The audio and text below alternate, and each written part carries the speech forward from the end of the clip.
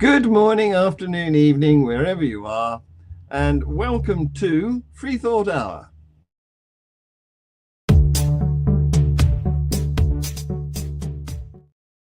Yes, it's that time of the week again, and we have my usual co-host from South Africa, Tersia Duplessis. Hi, Tersia, how the devil are you? I'm better than you because you've been working through a little bit of a head cold, which is awful. Yeah, So yeah. yes, I'm doing well, thank you. Very excited about having David Fitzgerald on tonight as our Yes, guest. yes, indeed, and here he is. How the devil are you, Woo. David?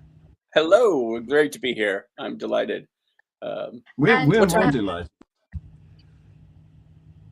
come again? Oh, has he gone I was just going frozen? to ask what time it is over there, John.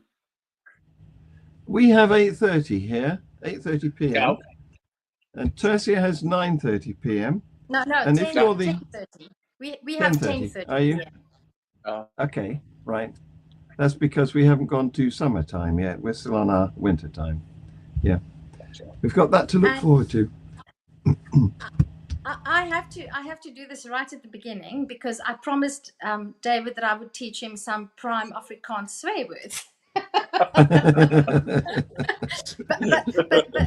But my name is apparently the first obstacle that we have to address. So that Just hard R, the, mm, the way you said is fine. I love the soft R, but in ah, Afrikaans we have the hard R, the r, mm, and that is the one thing that Tersia. really that hard R really gets people who I'll pretend it's English Scottish speakers. and be sure to. Yeah, Yes, it, it's it's it's more like, something like that, mm, but it's different. But yeah. but so just bliksem is a very nice Afrikaans swear word. Oh, Um, yes, it literally, good day Ruth Dreijer, I'm not sure about from oh, Canada. So it literally refers to a bolt of lightning.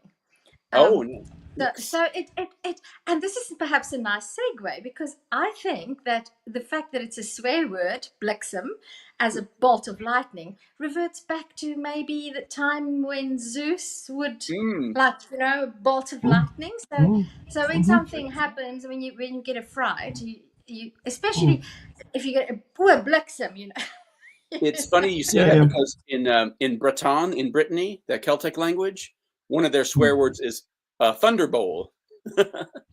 well, Yeah, this is yeah. the It's word it's bliksem, yeah, yeah, it's and quite it a can common thing. Donner und Blitzen is Yeah, another one, yeah, isn't it, from yeah. yeah, from the German?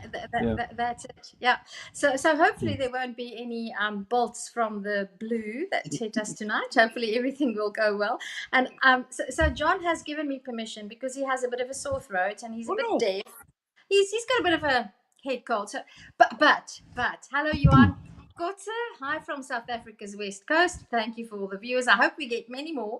So I have sort of permission to do what I Lead, tend to Take do, which points. is take lead, over.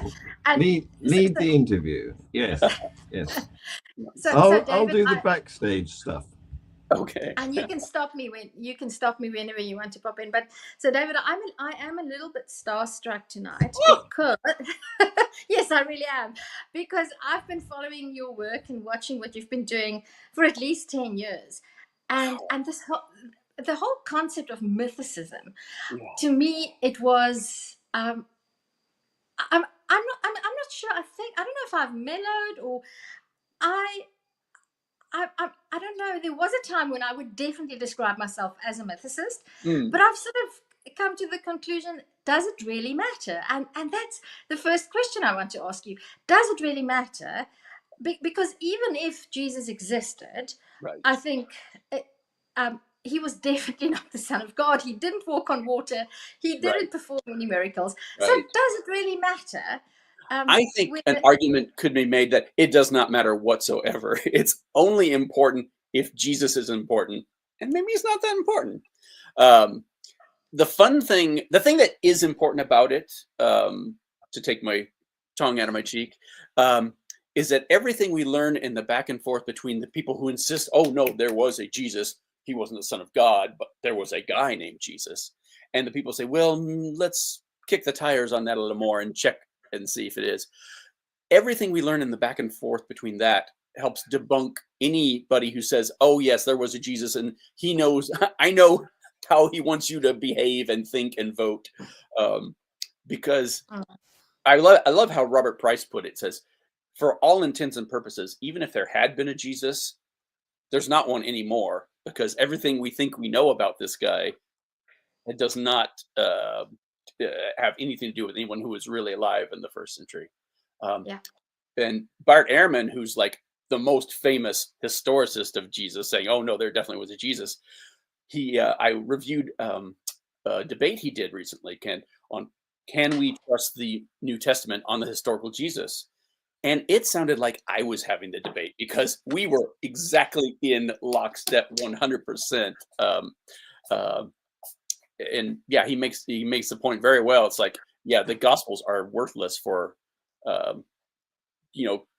for being trustworthy historical references for these guys. Yeah. And that makes the whole.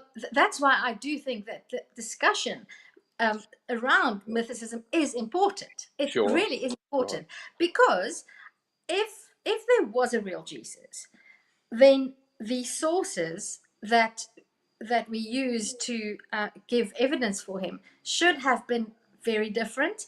And I'd like you to talk a little bit about that, because I still hear it is still preached. In fact, I attended an evangelical Pentecostal sermon 2 weeks ago in my local my town.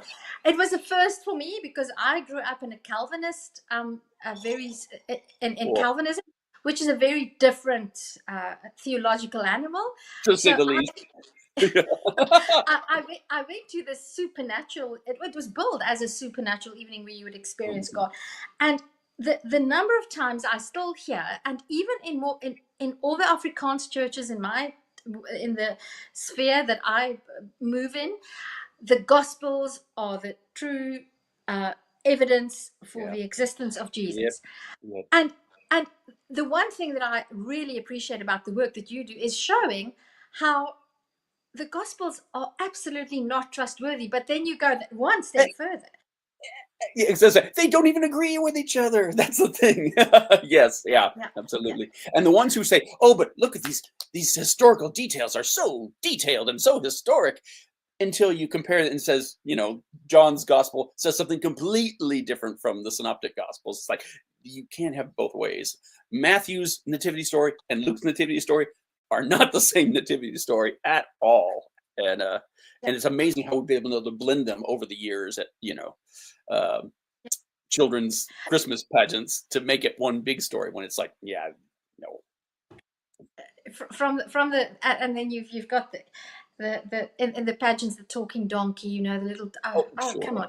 But the other thing that talk to me about Philo and the Greek the Greek influence in the Gospels. And what fascinates me is how there are now scholars who actually show that there are passages in the Gospels that, if you go back to the Greek, it is almost verbatim.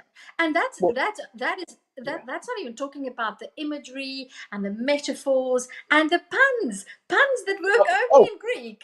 Yes, absolutely. There's a line, I forget where it is off the top of my head, but in the book of Acts, I want to say, where Jesus appears to Paul and he quotes a line from some play of Euripides, and it's as if it's like the Virgin Mary, quoting a Quentin Tarantino film, line. Was it in so you I'm sure it was you, maybe it wasn't, maybe it was somewhere else, but there was this in the scene where the woman uses the oil she anoints Jesus' feet, and then she uses her hair to wipe the oil. And there's a scene in a Greek drama that's older where and this in the drama, the character who does this with I think it's from Oedipus. I think it's from and the character has I don't recall the name in Greek, but the name in Greek means far and wide. And Ah, in the Gospels, yeah, when this woman anoints Jesus' feet and she uses her hair, exactly yep, the yep, same event, yep. then Jesus says, "Your name Oh, will too reach funny. far and wide." Oh, too funny. I wish I had known that when I wrote the book, because that's exactly the kind of thing I love to throw in. It's Yeah, amazing how many very apt character names there are in the Bible, in the New Testament, especially. yeah. Um, for people who were supposedly historical, and yet, wow, it's really convenient that Joseph of Arimathea, we've never found the town, but the town basically means best discipleville, that kind of thing. Matthew, of Yeah, course, means disciple straight up, and yeah. Judas Iscariot means, treacherous Jew, basically. Um, I mean, yeah. what are the odds that the names What are are the so? odds? It's just incredible, Oh, and it's funny, and once you start picking at that, I say in Nailed, once you start pulling at that thread, you have no sweater. You find them everywhere. It's like all these red flags start popping up. And yeah, again, we don't, as atheists, we don't need Jesus to have been a myth. If there was a real Jesus, that's fine. That's totally fine. If there was a real Buddha, that doesn't mean anybody's reincarnating anytime soon. But the thing about studying the historical Jesus, and then in the new book, studying, you know what? Let's look at all the top 10 major world religions and check their founders' biography. Now, I'm more convinced than ever. It's like I'm just not just a Jesus mythicist. I'm mythicist all the way. It's like it seems to be the norm for major world religions to start out with a purely 100% imaginary founder figure, yeah. generally invented or promoted by whoever is in charge at the time. Um, yeah. I want to take the audience back to your journey because I don't know how many South Africans know this, or maybe still how Mm, many people. I wonder how fringe the idea of mythicism is compared to what it was 10 years ago. right? Because when you wrote Nailed, Nailed was your first book. That Yep. was about 10 years ago. That Am was I right? actually that was 2010, so it's getting on 15 years Oh, now. 15 Yeah. years. And so it was Nailed. And just Mhm. by the I love the titles. I just love I love the play on word. I love the puns and the play on words. So it was Nailed, and then the trilogy, mything in action. I mean, it's just I'm super really proud of that one. uh, Yeah, absolutely. So you went from Nailed, yeah, where you discussed 10 facts. There we go. yeah, Thank you, John. That proves that there was no Jesus, and then the latest one. Now you've progressed. Playing God, an yeah, evolutionary history of world religion. And I want to go a little bit back and I want to ask you, yeah. how did you, was there an event? So I know about your deconversion. You came Sure. from a Southern Baptist background. Yes, You can talk to that if you want to. sure. We have enough time because that's always also always interesting. Those are fun, aren't But they? Yeah, yeah. I'd like to dig in a little bit. How did you come? How did you enter the path to mythicism? It's a great Because question. It's a great question. how did that happen? And I gotta tell you, 25 years ago, if I heard somebody telling me what I tell people, I was like, well, it's crazy talk. Of course there was a Jesus, there had to have been a Jesus. Um, thank you. Um, because how do you have this big enchilada name, called Christianity if you didn't have somebody who started it?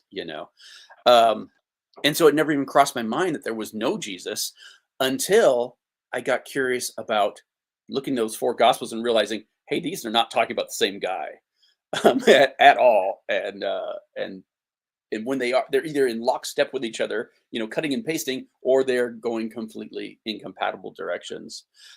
So I got curious about that. And immediately these red flags started showing up. I realized that I wasn't the first person to question if there was a Jesus. Earl Doherty's book, The Jesus Puzzle, was a huge, huge influence on me. Um, and meeting Richard Carrier, Robert Price, all those guys really took me by surprise. And like 2 years into that, I started thinking, yeah, I don't think this guy existed at all. And so to find out I wasn't the first or the most well-informed to say that, what really blew my mind as much as losing my religion had 16 years before. I just couldn't wrap my head around it. It's like, what? How is that even possible? So I wrote Nailed, and the biggest surprise for that wasn't that Christians hated it, because what else are they going to say, but how many atheists pushed back on me and said, "Oh, no, that's crazy. That's Holocaust denial. That's moon landing denial. That's flat eartherism." And so that's why I set out and wrote Jesus Mything in Action, and why there's so many footnotes in Jesus Mything in Action and citations, because Nailed is just a quick and dirty intro to just the top 10 ways that the official story does not work. And there's one chapter at the end of Nailed, you'll remember, called "Can Jesus Be Saved?", where I talk about all the things that would have to be different, in the Bible, outside the Bible, in the early first century, in early Christianity, for me to think, yeah, there was just a guy named Jesus. And again, fine if there was, and if you've got good information that would change my mind, please do, because I love to be less wrong about this. What would change your mind? What information would change your mind? That's tricky, because so far everyone seems to fall on the same things. That's like, yeah, once you start actually looking for the physical evidence for Jesus, or the textual evidence for Jesus, you realize that all our evidence for Jesus is not the best kind of evidence. It's the absolute worst kind. And I think I remember comparing it to taking Richard Carrier's comparison of Hannibal crossing the Alps, or something that effect. Or no, it was Caesar crossing Rubicon. And the evidence we have for that, and the types of evidence we have, the kinds of evidence, and comparing what we have in the case of Jesus. And in most lines of evidence, physical evidence, textual evidence, you name it, the raw brute facts of history that would only have worked if there had been a thing, not just a belief in a thing. When you look at all those for Jesus, for most lines of evidence, we have nothing at all. Nothing. And what we do have is not the best kind. We don't have eyewitness accounts. We don't have writings from him. We have writers writing, generations later to start a new religion, passing themselves off. Actually, they don't even pass themselves off as eyewitnesses. The later editors who put them in our New Testament passed them off as they're all originally anonymous. And what really blows my mind now is when you get our first biography of Jesus, the first gospel, the Gospel of Mark, the simplest, no frills, low budget, low rent gospel we have, the most fallible human Jesus in there. That's the first gospel. And before that gospel is written, early Christianity looks completely different, and the way preachers talk about Jesus sounds completely different. It's like, you go to a church today and they start out like, Jesus said this, Jesus did that, and blah, blah, blah, blah, blah, blah. He's our example, blah, blah, blah. You don't see anything like that in the beginning. And it's not until somebody writes this gospel, the good news of Jesus Christ, the Son of God, was the original title, that all of a sudden somebody else decides, oh, they like that, but they're going to fix the mistakes in it and beef it up a little. And somebody like that, but they're going to fix the mistakes in it and beef it up and put in things they like. And then by the time John goes around, he's not even trying to match up with Matthew, Mark, and Luke. He's just going his own way. And those are just the 4 gospels that made the cut. That made the cut. Yeah. Loads of Acts and gospels and whatnot for everybody else. So I want to ask you about, you mentioned Earl Doherty. Earl Doherty, yeah. Earl Doherty. Am I mistaken? Is he the chap who basically has the hypothesis that the Romans invented? Oh, no. Oh, no. That's not him. No, you're thinking of just confused. Will. Okay. And I have no patience for that theory whatsoever. It's like, if you're smart enough to concoct that theory, you got to be smart enough to realize why it doesn't work. And he has to ignore centuries of evolution, not just decades even, but centuries of religious evolution to make up that. However, I agree with you 100% on the I think that's bogus. But I am interested to know, why and how do you think, if there was no real Jesus, there was no real person, okay? Yeah.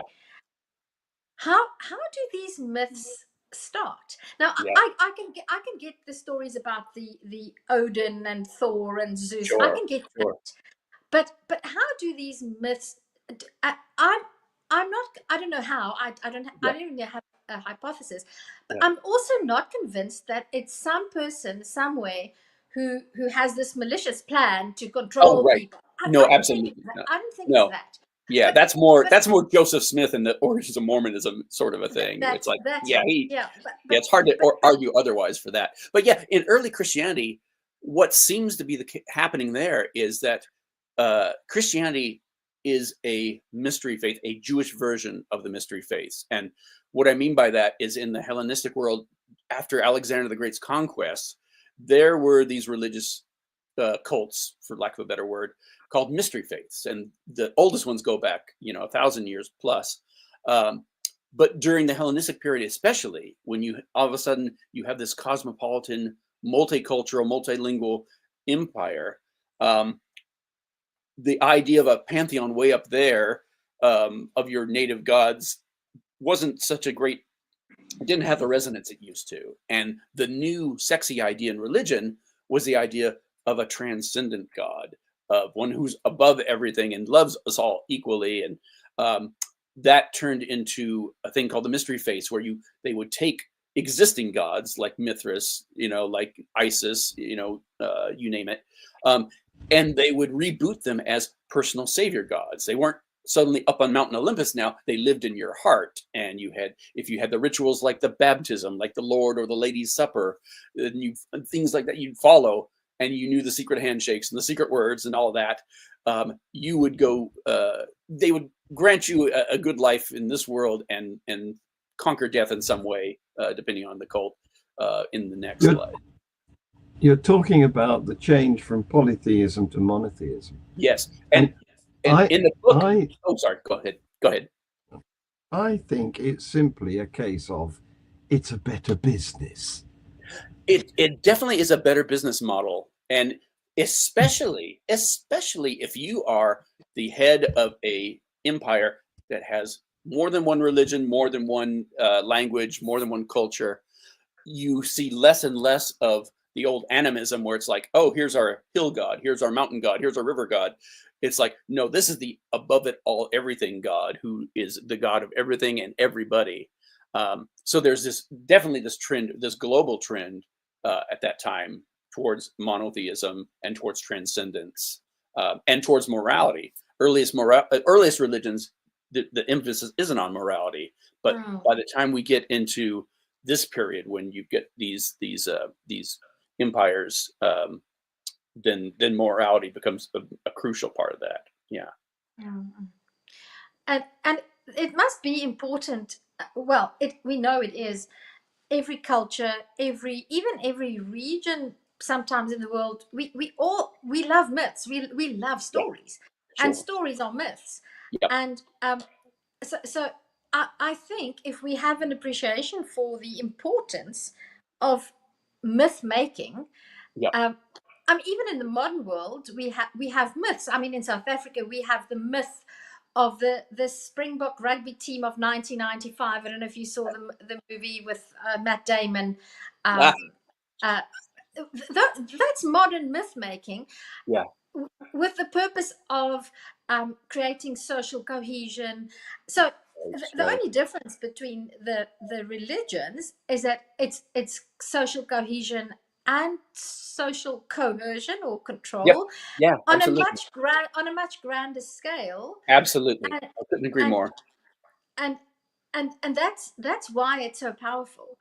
And it's funny when we say, oh, is religion a force for good or a force for bad? The answer is yes, it is, because you don't see religions survive unless A, they get adopted or promoted, if not outright constructed, by the powers in charge. But at the same time, if it doesn't have something for the common people, the rank and file, the flock, it's not going to survive either. And I give examples of both those in the new book. Yeah.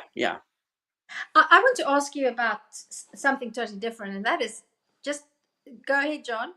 Oh, John, you're muted. You're muted, John. The new book. Tell us about the new book. The new book. You were kind enough to flash the 3 covers right now. It's called Playing God: Evolutionary History of World Religion.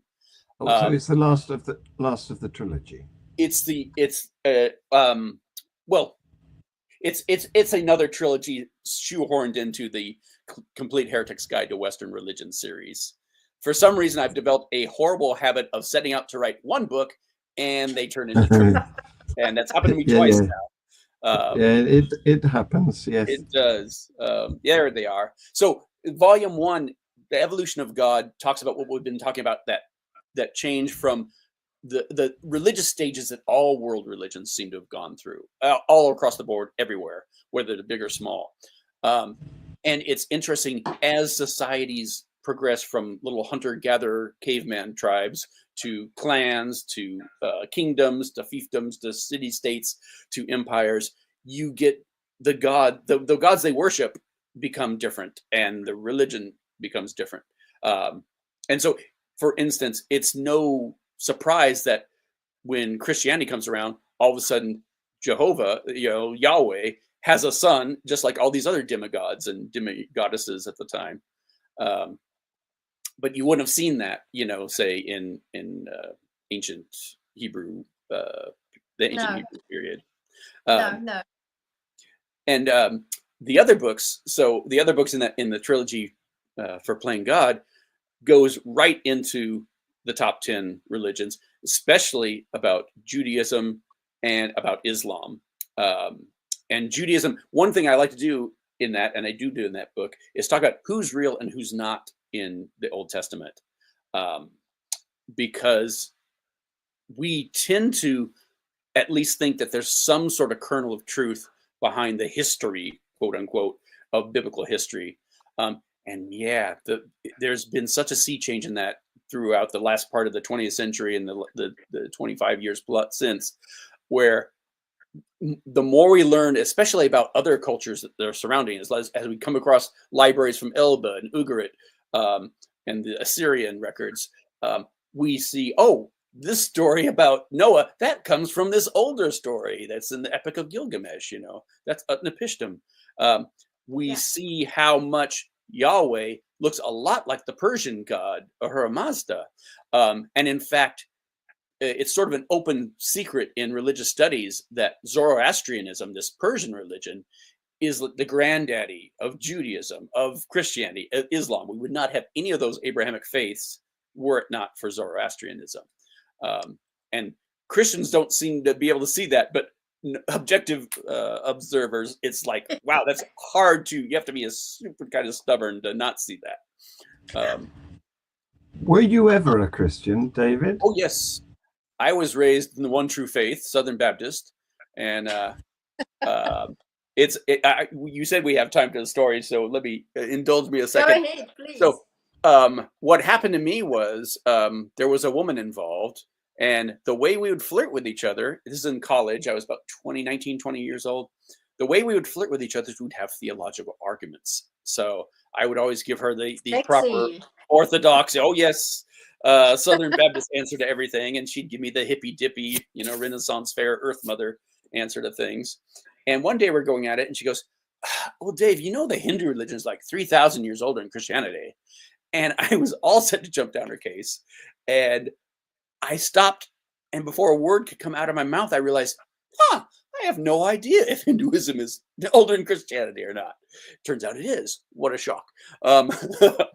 But at in that moment when I realized, wow, I'm about to say something I don't know is true or not, that freaked me out. I don't know. I've got a saying. I've got a saying, which is, and I've written an article about this, which I hope will be published in the Freethinker in the near future. The article is headed, "Being wrong is an opportunity." Yes, absolutely. And I remember having little David Byrne dancing on my shoulder going, "Am I right or am I wrong? My God, what have I done?" But people don't realize that. A lot of people are dogmatic, and they don't realize that they're turning away all these opportunities to realize that they've made a mistake. Let's progress from there. We've learned something. Matt Dillahunty taught me that. He said being less wrong is the goal we should all strive for. Yes. And I could not agree more. Someone who corrects you is doing you a favor. Someone who uses a mistaken idea. Yeah. And again, if there are listeners out there who know that Jesus existed and can show me evidence for it, I'm all for it. Let's have it. I've kind of gotten away from debates, especially debates with Christians on historicity issues. That's just a non-starter because they cannot afford to give an inch. But I don't even like really so much debating atheists about the historicity. I would much rather have a discussion with them about why I feel what I feel, and you can tell me how you feel, and we don't have to agree, on this or that at the end of the day. But it's nice to know where the evidence falls for us. To me, the more important issue is finding out about the origins, because if one can find out about the origins, my belief about everything is if you want to understand something, you have to dig down to its origin. Yeah, absolutely. If you can find the origin, then you can understand the concept. Whether it's accounting or mathematics or science, there you go. if you can understand it, dig down to the history. And that's why that's important to me. And what I've discovered is in the process of digging down to the where does it come from? Yeah. It's that takes you on paths that are so much more interesting. And they go places you never expected. Yeah, absolutely. It's fascinating. It's fascinating. Really. Now you begin to dig into why do we as humans do this in the first place? Yes. And that opens up a whole new kind of crucifixes, if you want. I was going to say can of worms, but yes. Yeah. There's a business opportunity. Oh. There's a business opportunity, a can of crucifixes. Anyway, I want to dig down into your personal story a bit more, because you've explained how you had these discussions with your fellow student when you were 19, 20. Yeah. Did you suffer any pushback? I mean, you were in a community of baptisms. Yes, absolutely. The Baptist community. It really freaked me out. Yeah. Were you shunned? No, because we're not that kind of. That's more of a Jehovah's Witness thing. But what happened was, I mean, I have clergy friends and pastoral friends who talk about the years and months that they went through and slowly, lost their faith after, studying their way out of it. But I can remember the millisecond I was a true believer, and the millisecond I was like, whoa, wait a minute. And Christianity never felt. And I said, I'm just like the Jehovah's Witnesses and the Mormons. I'm just parroting what I was taught. I was working on a Cambodian mission at the time, leading music. I stopped going to church after about a month. I just could not take anymore. I said it felt so fake. Everything about it felt fake. And I felt like the biggest hypocrite not calling it out. So I just stopped going. And then later I moved in with my girlfriend and lived in sin for a while, and no one said anything about it at all. And it wasn't until I was getting ready to move to San Francisco that I thought, that's like a year or two later. And I thought, maybe I should just sit my folks down. I'm sure they know this already, but I will sit them down and say, hey, I'm not a Christian anymore. I don't know why I need to tell you that, but I need to tell you that. And the fact that I'd stopped going to church and was living in sin with my girlfriend they were like, wait, what? That was a clue. I didn't clue them in at all. Yeah. So you're unusual, David, because most people, like you said, they struggle. They go through mental turmoil, and it takes a couple of years before they can come to terms with, the naughty word atheist. Yeah. It's funny because losing my virginity, just like that. Losing my virginity, no problem. Losing my religion freaked me out for a whole year. I was traumatized for a whole year. I was like, well, you would tell people, I felt like I was in an airplane and the bottom dropped out, but I was still flying. And it's like, well, what's keeping me up? Where's my magic sphere of protection of God and his perfect plan for my life, keeping me safe for everything? Yeah, it was bizarre. And I think the most interesting thing about me deconverting was how much more Christ-like I was when I stopped going around with my Baptist brain going, oh, you're a Catholic, you're going to hell. Oh, you're Church of Christ, you're going to hell. I don't know. Yeah. Like the Terminator, saved, not saved, saved, not saved. And realizing you don't have to be judgmental, do you? Exactly. When you don't have the truth, you don't have to be judgmental. And it's like suddenly I don't feel like I'm slumming here on earth until we can go to heaven. It's like, oh no, this is our home. We came from here. All of us came from here. And it's like, it doesn't matter if you think the same way as I do, look the same way, speak the same language as I do. We're all related, That is a golden thread that I've seen through, and I've interviewed a number of former Christians that they all say, and I experience exactly the same. I'm way more accepting of other people's views than I was when I was a Christian. So much more Christ-like as an atheist. Absolutely. And how ironic is that? Yeah, but I'm just curious about one. So this is now a different topic again. In your latest book, you write about the origin or the founding myths of the 10 world histories. So I want to ask you, how did Sikhism start? Because that is a religion that has fascinated me since I learned about it. What's the myth behind that one? Good question. So, and it's funny you say that, because when I set out writing this book about 3 years ago, I didn't go into it thinking, oh, let's make sure, I just wanted to kick the tires on the religious leaders' biographies and see if anybody else was as mythical as Jesus. And I quickly discovered, well, he is. But even as I was going through that and just knocking them off one by one, saying, oh boy, I didn't expect Sikhism to fall in that, because Sikhism is so new. It's barely 500 years old, if even that. So I expected that would be the exception that proves the rule.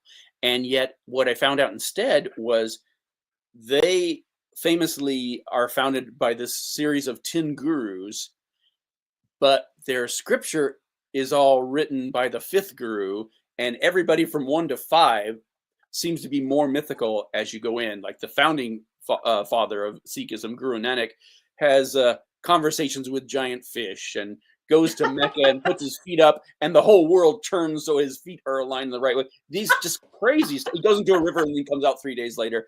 All these just really big 3 days later, he goes into a river and he comes out 3 days later. Exactly. Am I making connections where there aren't any? Right. And when you look at his teachings, even the scriptures themselves are they're clearly from different strands. There's Muslim strands of especially Sufis and Hindus, but even the stuff that supposedly comes straight from Guru Nanak himself is related to this strand of earlier things of a Hindu movement and a Hindu teacher whose name is eluding me at the moment, but I talk about it at great length in the book. None of these are out of, none of them came down from heaven in a ray of light. They all go back to something older before them. Seeking for the truth. David, I see what you did there, Dean Kruger. Yeah. There's your new book. Your book about Sikhism. It's your title. You can credit Dean and FreeThought Hour for that. But something else about what you said about Sikhism. One of the arguments often made for Christianity is the fact that it's so old. That's the one thing. Wow. It's lasted for 2,000 years. Therefore, that gives it credibility. Right. Okay, so how do you? Sikhism is quite a major religion. It's not that old, and the other thing is Christians will say it can't be founded on a myth because nobody would be willing to die for a myth. Oh, people die for a lie all the time. All the time. Catholics are renowned for dying. Yeah. It's a new religion. What I was actually trying to get into is that there's this argument made by apologists that it takes a long time for myths to develop. Oh, so that's not the true. actual argument. So not true. Therefore, Christianity cannot be a myth, because Christianity started about 30-40 years after the death of Jesus, and that's not enough time for a myth to develop. Therefore, Christianity has what to a be self-serving line of bullshit that is. That's so untrue. And one of the proof of it, I don't remember, a couple of years ago, the Ludovicer Hasidic sect in New York, they had their leader was the Reb, the Messiah, and he was getting deified even before he died, and after he died, it's like all hands are on the table. Like, he was completely. So it's like it takes no time at all, and he's not even the only example of that sort of thing where people are deified within their own life, and it spreads off.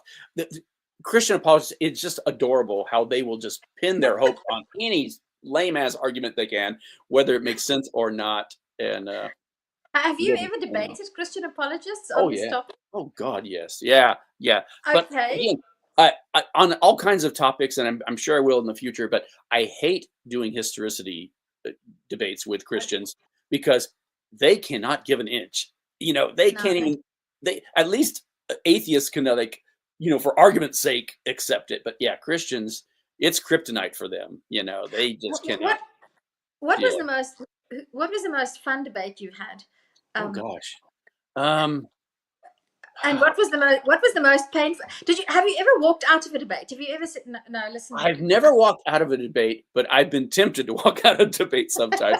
There was this one guy in San Francisco who he was just a major asshole. Usually, when I debate someone, I at least respect them, if not actually like them, even if we're on completely opposite ends of the thing. But sometimes, you'll get this guy, and he just pulled every dirty trick. Like as he's introducing, he was the moderator and the debater, so that was fun. Okay. Yeah, and as he's introducing the book, he acts like he's never seen it before, and is blurbing over, and then it comes very obvious that what he's done is he's read the free 50 pages preview on Google or whatever it was at the time, and that's as far as he got in the book. And it was set up so that we were only doing like 5-minute bits at a time. So he was basically asking me to do all 10 of the arguments in 5 minutes. And it's like, dude, yeah, it's ridiculous.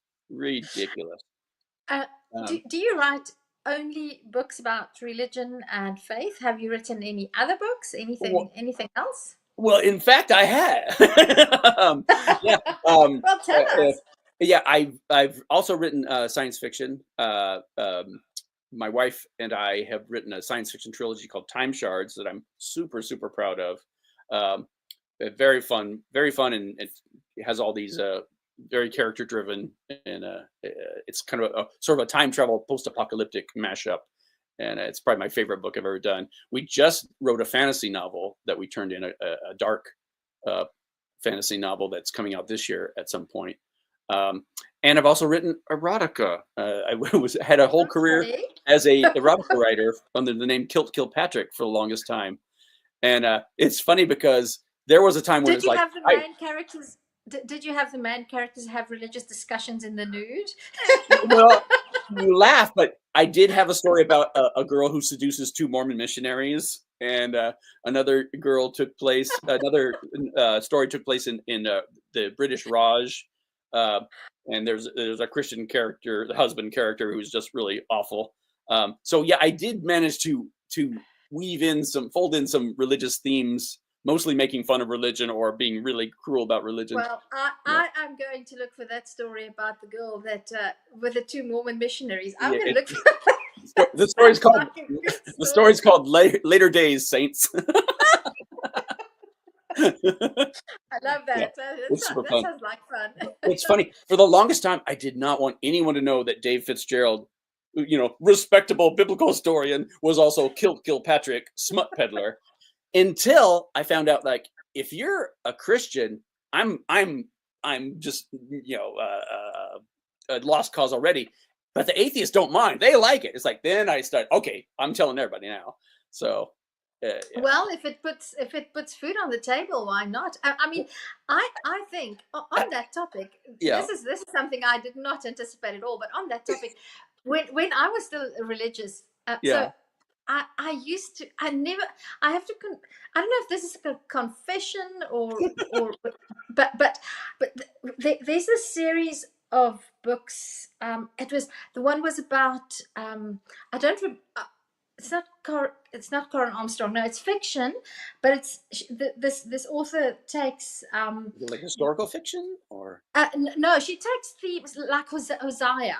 She takes the one story was about then she sets it in sort of this particular story about Hosea. So because in Hosea there's the wife who's the prostitute, the harlot, Gomer, and then yes. That's it. And yes. she takes this story, she makes it real characters, and this particular one is set in the old Wild West. Oh, interesting. Very interesting. And I read 2 or 3 of these books. She's very popular. I'll John, maybe you can research when you hear, you'll know about these books. How funny. They're very popular, and in the church that I attended, they were extremely popular. All the women were reading these books. So it's bizarre because when you read the story of Hosea, that is some fucked up shit in there. It is a psycho. So the way psychosexual, exactly, and she has a series about the women in Jesus' ancestry. So she has one about Ruth. Oh, she has one about so Eve, and then who's not Jacob's, not Jacob, the one who had sex with her father-in-law. Come on. Yes. Lot's his daughters. Yeah. No. This was one of the. No. Sorry, the one with the harlot by the side of the road who gets the staff of Jacob. Yes, that one. Yes, that one. Who's the third son died, and she. The daughter-in-law seduces the patriarch. Onan was one of the sons who was killed because he spilled his seed, and he was supposed to give her a son because the first, that was one of, and all of these stories. As I read them, as a believer trying to be a good Christian woman, I thought to myself, this is sex shit for Christian women. So why would Christians object to you writing sexy stuff, right? When the Bible's full of porn? I could not agree more. In fact, I've got a talk on YouTube that I've given many times, and it's all over YouTube, called "Sexy Violence, Violent Sex: The Weird Ass Morality of the Bible," and that's the book I was working on before I was working on Playing God. But all these new developments in the origins of Islam and the origins of Judaism just blew my mind so much. Like, okay, we have to put that on the back burner for a minute because this is incredible. But that said, I mean, you read something like the Song of Solomon. That is not a beautiful metaphor for Jesus and his love for the church. That is not a beautiful metaphor for God and his people. That is dripping with honey from my fingers, and knock on my door and climb my coconut tree, and it's absolutely. And somebody says FreeThought Productions. But something that I think you should write that book about sex and violence in the Bible. It's on the short list. Yeah. Because that is something else that most Christians I said I grew up Calvinist, and it's something that we just sort of gloss over it. And when I deconverted and I started reading these very familiar texts, and even some of the stories, they're so romantic. I grew up with these romantic ideas, not romantic, but I mean, it's so nice, like the story of Ruth. Yeah, it's a beautiful story. Beautiful story. But last year, so I didn't raise my children religious, nor did I try to make them not religious. Right. I said to them, listen, you know where to go to find answers. You can talk to me if you want to. Yeah. So my son, one of my sons, he was talking to my dad. Now, my dad is an interesting character because he deconverted after 65, going from so I just want to answer this question. Is your book on Audible, David? All my nonfiction books are on Audible, except for the new one, which I'm in the process of taping as we speak. So that'll come out probably one book at a time as soon as we can get studio time. And okay, because James says he wants to review your book on his channel. Oh, I'd love that. He's going to. James, you can reach out to me or to John.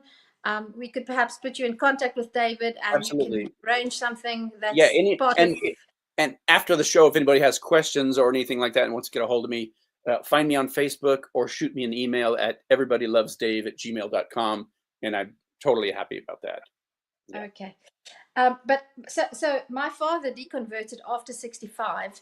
Oh, wow. Wow. After being a very, I mean, he was so devout. When one of my brothers is gay, I mean, this brother of mine came out as gay. My father, if it weren't for my mom, my dad would have said he has to leave the house. He was prepared to shun him. Well, because your Calvinist dad, is that right? Yes. Yeah.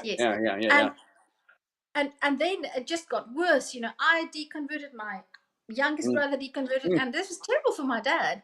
Oh yeah, He had a massive struggle, but he's now deconverted, and now he's a monster. I mean, he's 75. He really is. I mean, he's 75 now, and when he meets people, and they ask him, "So, what church do you attend?" They say, "I'm an atheist." Can you imagine in a country like South Africa, a 75-year-old guy telling people, "I'm an atheist"? You tell him I said "Echo van dit." I said that right. I will tell him, and he says it in Afrikaans. That makes it even worse. But so apparently, my son asked my dad, "How did he deconvert?" And my dad told my son to read the Bible to understand why he deconverted. Yeah. And I asked my son about this, and I said, "So how far have you progressed in your reading of the Bible?" Because he actually traveled around with the Bible on his back seat for many weeks. And then one day I said, "Well, let me." And my dad gave my son a Bible, and this was a Bible written in the Afrikaans translation. Oh wow! 1983. So now we have a more modern Afrikaans translation. No, 1953. Sorry, 1953. Hello, fat cat. Hello. You are huge. Yes, he's a monster. He's a monster. Is that a Maine Coon? Is it a Maine Coon? He's not, but he's definitely looks like a Maine Coon. Yeah, he's huge. Yeah. So I took this 1953, which is Afrikaans, but it sounds a lot like the King James. Gotcha. It's that type of African. That stylized language, heightened language. That's it. Yeah. And I opened and I read the Book of Ruth and my dad and I. So this was the first time in many years that I'd read the Book of Ruth. Yeah. I said, "This is pornography." Right. I mean, right. I'll spread my. This is straight up pornography. And the ironic thing about it is, when I did I did that whole talk for the sexy violent sex, and it pointed out this is he's not talking about his feet. He's talking about a different part of his anatomy altogether. Yes, Can I? Oh, go ahead, John. Yeah.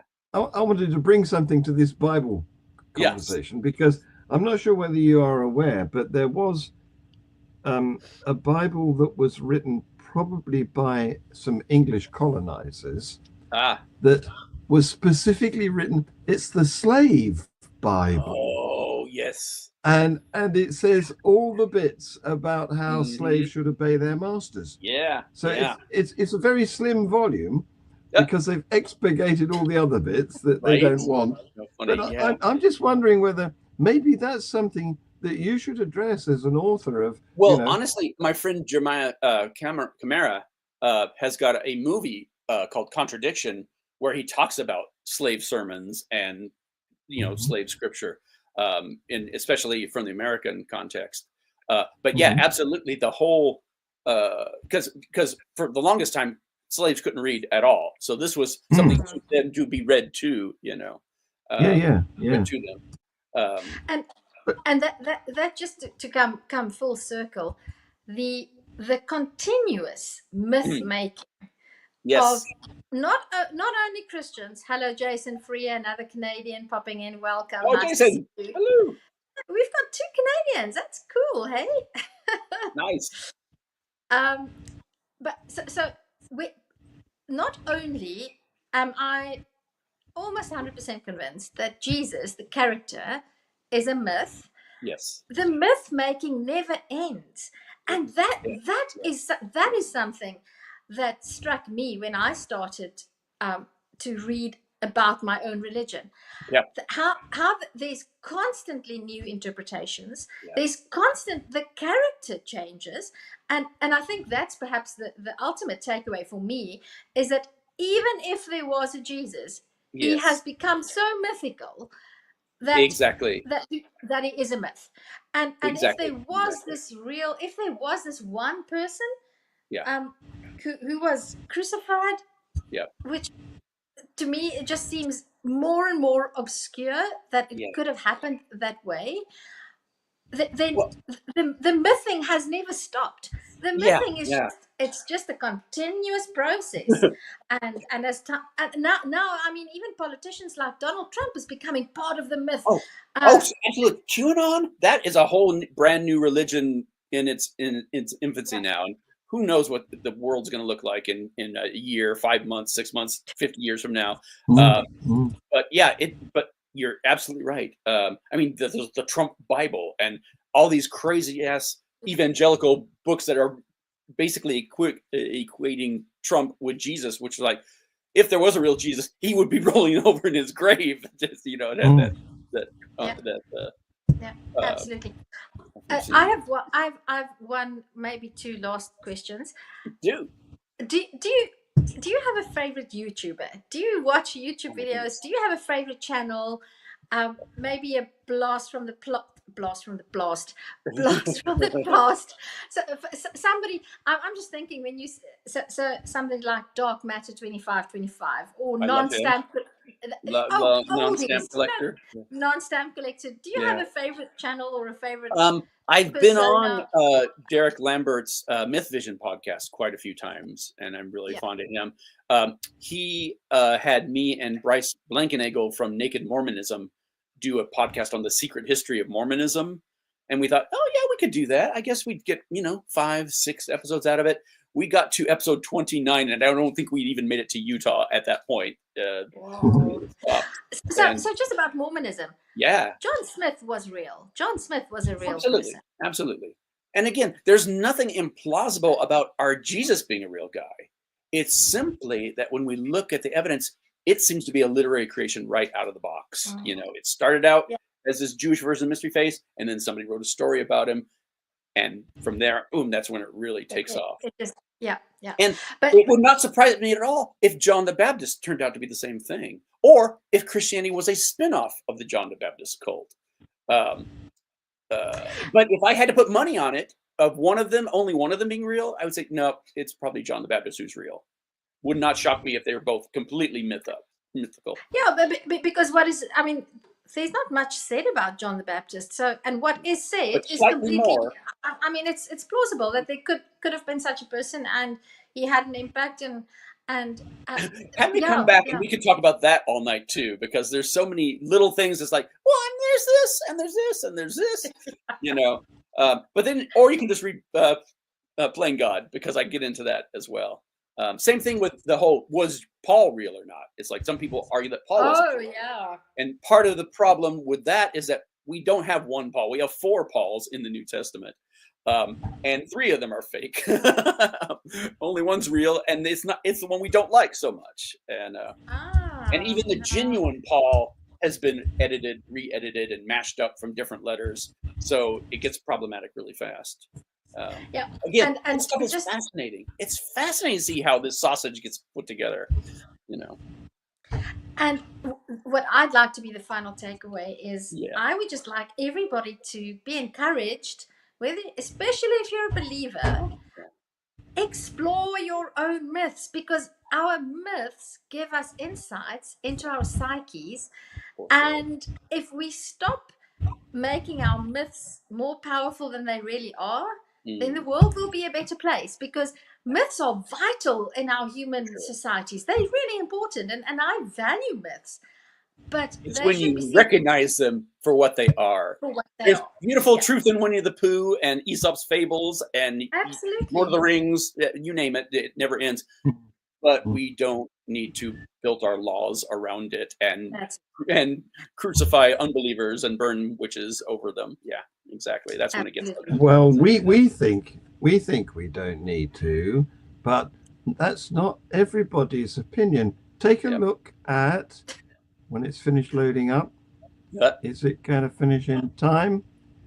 I don't know if you know who I've got in mind, who is of a There's so many opinion. possibilities. So many possibilities. It's this fella. We have to bring it back much stronger. It's one of the biggest problems that we've had over the last fairly long period of time. I really believe you can't be happy without religion, without that belief. I really believe it. I just don't see how you can be. So let's bring religion back. Let's bring God back into our lives. Thank you all very much. Oh, okay. So many problems with that. But here, the scariest thing about it is he really is seriously giving Christianity a free pass to become the official theocracy.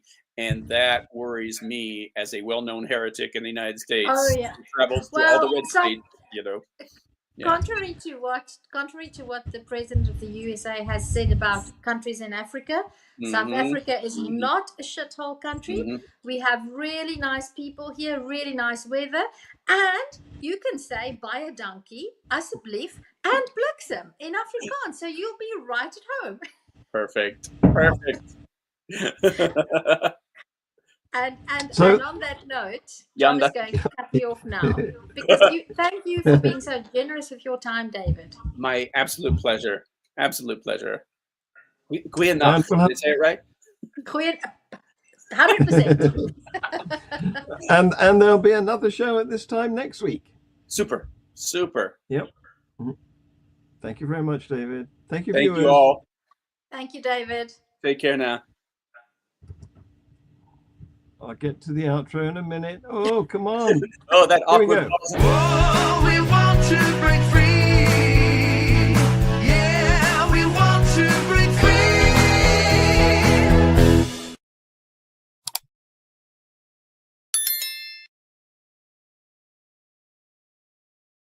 Oh, that was so much fun. Oh. Thank you so much.